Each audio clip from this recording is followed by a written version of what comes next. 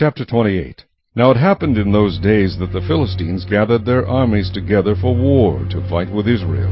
And Achish said to David, You assuredly know that you will go out with me to battle, you and your men. So David said to Achish, Surely you know what your servant can do. And Achish said to David, Therefore I will make you one of my chief guardians forever. Now Samuel had died, and all Israel had lamented for him, and buried him at Ramah in his own city.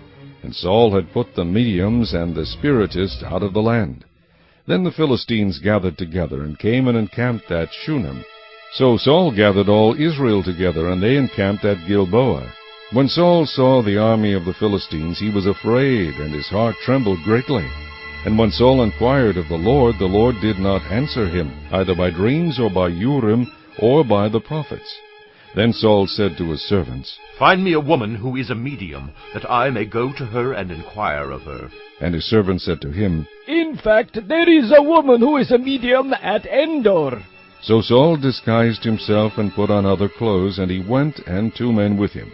And they came to the woman by night, and he said, Please conduct a séance for me, and bring up for me the one I shall name to you.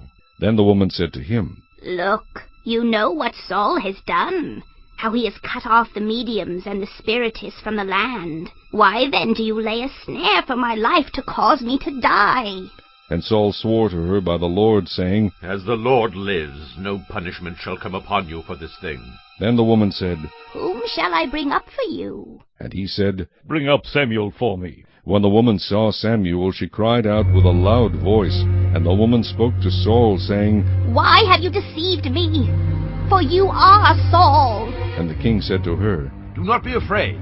What did you see? And the woman said to Saul, I saw a spirit ascending out of the earth. So he said to her, What is his form? And she said, An old man is coming up, and he is covered with a mantle. And Saul perceived that it was Samuel, and he stooped with his face to the ground, and bowed down. Now Samuel said to Saul, Why have you disturbed me by bringing me up? And Saul answered, I am deeply distressed, for the Philistines make war against me, and God has departed from me, and does not answer me any more, neither by prophets nor by dreams. Therefore I have called you, that you may reveal to me what I should do. Then Samuel said, So why do you ask me, seeing the Lord has departed from you and has become your enemy?